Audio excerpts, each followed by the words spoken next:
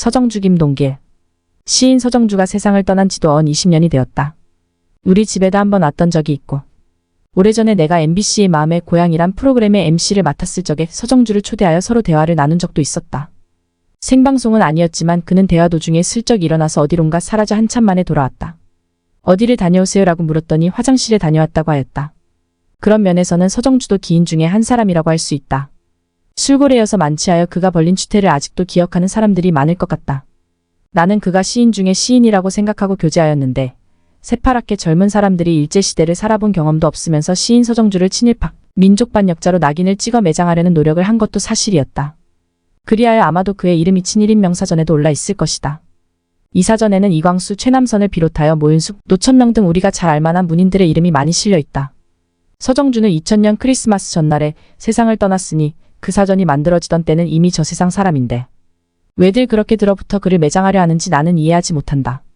그의 아들, 딸 중에 저명인사가 있다면 그들에게 창피를 주려는 것인가 하고 풀이라도 할 수 있겠는데 일제시대가 끝난 지도 언 75년이 지난 오늘 반일 감정을 부추기는 속셈이 무엇인지 헤아리기 어렵다. 나도 친일파로 몰린 사람들의 행적을 친일파 수탕전을 나선 그 젊은이들보다도 더 많이 알고 있다. 일제시대에 밥도 제대로 벌어먹을 것이 없어 헤매던 그들이 무슨 두드러진 친일행각을 벌일 수 있었겠는가. 서정주는 태평양 전쟁이 터질 무렵 만주간도에서 양곡 주식회사 격리사원으로 구지책을 강구한 적이 있었다. 그것도 친일행각으로 볼 수 있을까? 동포들을 향해 학병, 나가라, 징병에 응하라는 등의 원치 않을 강요를 한 적이 있었을 것이다. 그 짓이 친일파로 몰린 많은 문인들에게 얼마나 괴로운 일이었을까 하는 생각을 한 번은 해봐야 옳지 않을까. 문인들 가운데서 친일파, 민족 반역자를 색출하겠다고 혈안이 돼 동분서주하는 자들의 의도는 과연 무엇인가. 오늘 한일국 교정 상화가 점점 어렵게 되는 것은 대한민국이 일본을 원수로 여기게 돼야 달성할 수 있는 어떤 음모가 감춰져 있는 것은 아닐까. 일제시대를 살아본 경험이 있는 사람이면 누구나 그들에게 돌을 던지며 민족 반역자들이라 매도하지 못할 것이다. 서정주는 1915년 전북고창에서 출생하였다. 거기서 보통학교를 졸업한 그는 중앙고등보통학교 입학하였다. 서정주는 1930년에 벌어진 광주학생 사건에 연루되어 구속되기도 하였지만 기소유예로 풀려났다. 이 사건 때문에 그는 중앙고부에서 퇴학당하고 고향으로 돌아와 고창고부에 편입했지만 곧 자퇴하고 말았다. 그에게는 방랑벽이 있어 산을 찾아 헤매다가 석전 박한영 스님을 만나 입산수도를 시작하였다. 그러나 석전은 서정주에게 일러주기를 자네는 중이 될 생각을 버리고 타고난 시제를 키워 시인이 되라고 당부하면서 불교를 가르치던 해야 전문에 입학토록 하였고 학비도 스님 박한영이 대주었다는 말도 있다. 그는 나이 21살에 동아일보 신춘문예에 벽이라는 시로 당선되었고 같은 해에 김광균, 오장환과 더불어 동인지 시인부락을 창간하고 그 동인지의 주간이 되었다. 그의 첫 시집 화사집이 출간되었다. 서울에 유학하던 내 누님이 방학에 돌아올 때 그 시집을 사와서 나도 읽어봤지만 무슨 뜻인지 잘 몰랐기 때문에 더 읽으려 하지 않았다. 그 뒤 서정주는 동대문에 있던 어떤 여학교에서도 가르쳤고 뒤에는 동아대 조선대에서 강의하다가 1960년에는 동국대 교수가 되었다. 근년에 와서 서정주를 민족 반역자로 매도하는 가운데 그가 창식의 명하고 다츠시로 시즈오라는 이름으로 친일 문학자의 선두에 섰던 것처럼 막말을 하고 있지만 그런 사실이 우리 눈에는 전혀 문제가 되지 않았다. 서정주와 함께 영문학자 최재서는 일본군의 종군기자로 취재를 다녔다고 하는데 나는 최재서 밑에서 영문학사, 영시, 문학평론 등의 강의를 들었지만 일제시대를 살아본 경험에 당시 학생들은 영문학계의 태두이던 그를 다만 우러러보았을 뿐이었다. 서정주는 조지훈, 모윤숙, 노천명 등과 함께 이 나라의 시단을 대표하는 위대한 시인으로 추앙되었다. 1954년 약관 39세에 대한민국 예술원 종신회원으로 추대되었고 1977년에는 한국문인협회 이사장 자리에도 올랐다. 누가 뭐라고 비난을 하더라도 미당 서정주는 한국적 정서와 호흡을 잘 조절할 줄 아는 불교 신자로서 한국의 서민 대중과는 무척 가깝던 시인이었다. 서정주의 그 많던 작품 중에서 내가 가장 사랑하는 시는 국화 옆에서이다. 한 송이의 국화꽃을 피우기 위해 봄부터 수척새는 그렇게 울었나 보다. 한 송이의 국화꽃을 피우기 위해 천둥은 먹구름 속에서 또 그렇게 울었나 보다. 그립고 아쉬움에 가슴 조이던 먼 젊음의 뒤안길에서 인제는 돌아와 거울 앞에 선 내 누님같이 생긴 꽃이여 노란 내 꽃잎이 피려고 간밤엔 무서리가 저리 내리고 내게는 잠도 오지 않았나 보다. 박두진. 해산 박두진은 경기도 안성 출신이다. 그는 자기의 학벌을 내세우거나 자랑하는 일이 없었지만 여러 곳에서 가르쳤고 우여곡절은 많았지만 연세대학교 국문과 교수로서 그는 역사에 남을 것이다.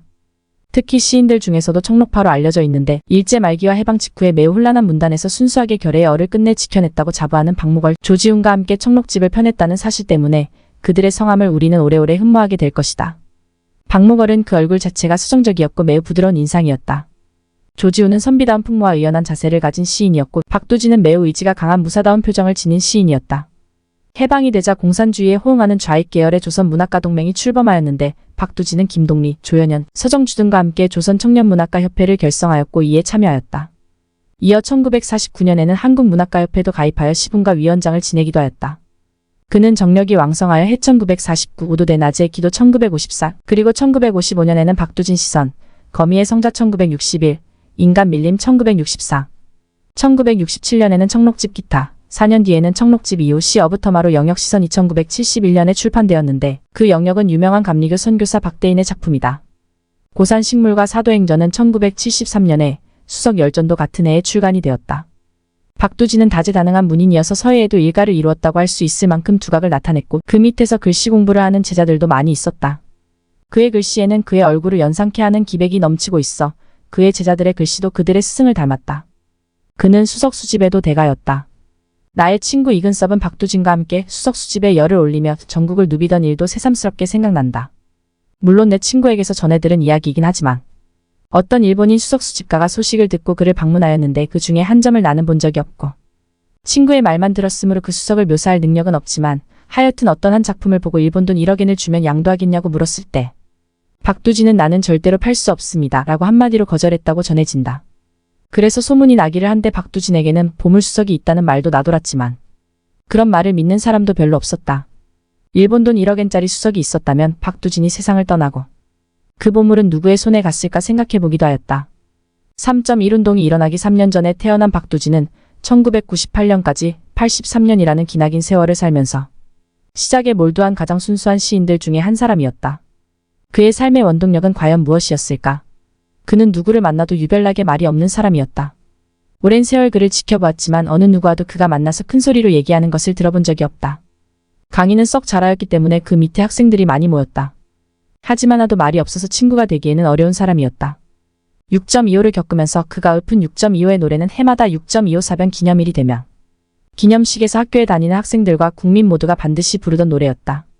아 이지라 어찌 우리 이날을 조국을 원수들이 짓밟아오던 날을 맨 주먹 붉은 피로 원수를 막아내어 발을 굴러 땅을 치며 의분했던 날을 이제야 갚으리 그날의 원수를 쫓기는 적에 물이 쫓고 또 쫓아 원수의 하나까지 쳐서 무찔러 이제야 빛내리 이 나라 이결에 아 이지라 어찌 우리 이날을 불의의 역도들을 맷도적 오랑캐를 하늘의 힘을 빌어 모조리 쳐부숴 흘려온 값진 피의 원한을 풀으리 이제야 갚으리 그날의 원수를 쫓기는 적에 물이 쫓고 또 쫓아 원수의 하나까지 쳐서 무찔러 이제야 빛내리 이 나라 이결에 아 이지라 어찌 우리 이날을 정의는 이기는 것 이기고야 마는 것 자유를 위하여서 싸우고 또 싸워 다시는 이런 날이 오지 않게 하리 이제야 갚으리 그날의 원수를 쫓기는 적에 물이 쫓고 또 쫓아 원수의 하나까지 쳐서 무찔러 이제야 빛내리 이 나라 이결에 이은상 이은상의 아우는 노산이다.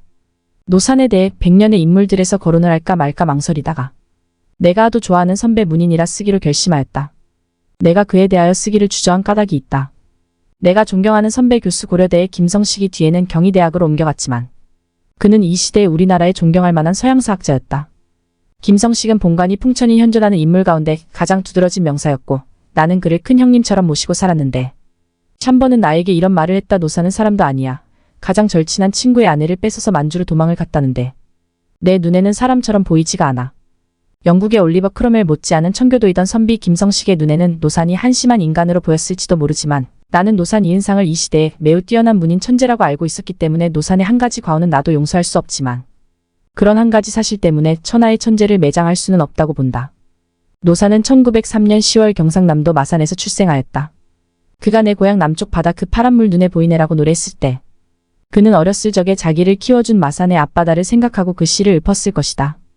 그는 그의 아버지가 설립한 창신학교를 졸업하고 연희 전문에 입학하여 큰 꿈을 키웠지만 졸업은 하지 않은 것으로 알고 있다. 옛날에 남대문 교회를 담임했던 김치선 목사가 그와 한반이었다고 하면서 노산이 피를 토하면서 시를 줄줄 암송하던 그 사실을 나에게 일러주었다. 그 사람은 천재였습니다. 말도 잘하고 아는 것도 많고 암송하는 한씨가 부지기수였습니다. 같은 반의 친구였지만 도저히 따라갈 수 없는 우수한 두뇌를 가진 사람이라는 뜻이었다.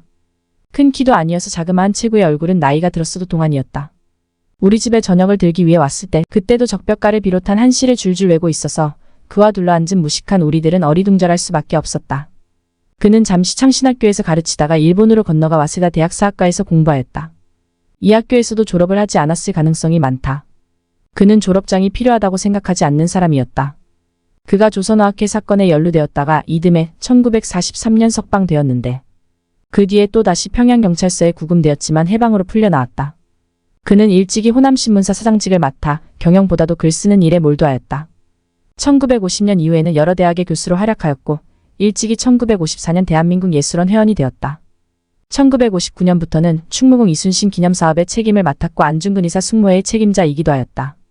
1974년 연세대학교는 그에게 명예문학 박사 학위를 수여하였고 1978년에는 예술원 종신회원으로 추대되기도 했다.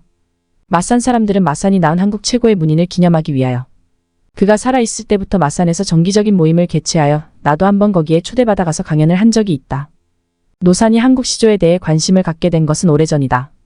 1930년부터는 가람 이병기와 손을 잡고 시조문학 발전에 큰 공을 세웠다.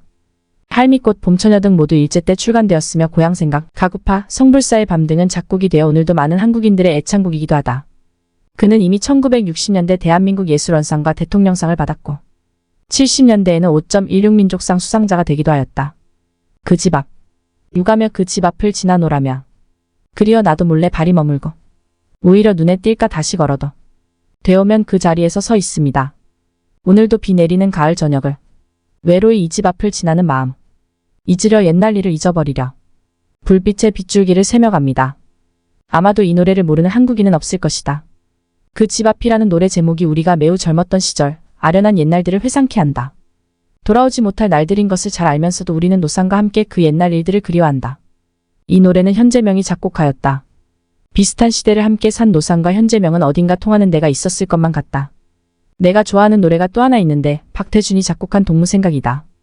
봄의 교향악이 울려 퍼지는 청라 언덕 위에 백합필적에 나는 흰나리꽃 향내 맡으며 너를 위해 노래 부른다. 청라 언덕과 같은 내 맘에 백합 같은 내 동무여 내가 내게서 피어날 적엔 모든 슬픔이 사라진다. 소리 없이 오는 눈발 사이로 밤의 장안에서 가등 빛날 때 나는 높이 성궁 쳐다보면서 너를 위해 노래 부른다. 밤의 장안과 같은 내 맘에 가등 같은 내 동무여 내가 내게서 빛날 때에는 모든 슬픔이 사라진다. 이 노래 시인과 작곡자는 천안매부 사이는 아니었어도 어지간히 가까운 사돈이었다.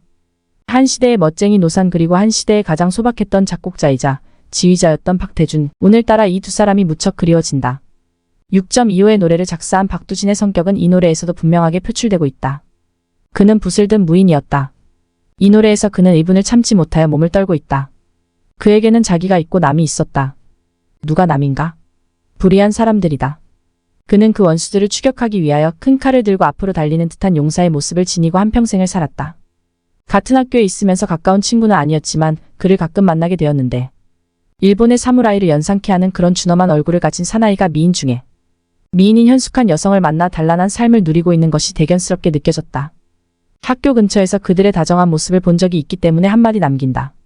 그는 기독교적 신앙으로 무장한 선비였고 마틴 루터나 존 칼빈을 닮은 신앙의 용사이기도 하였다.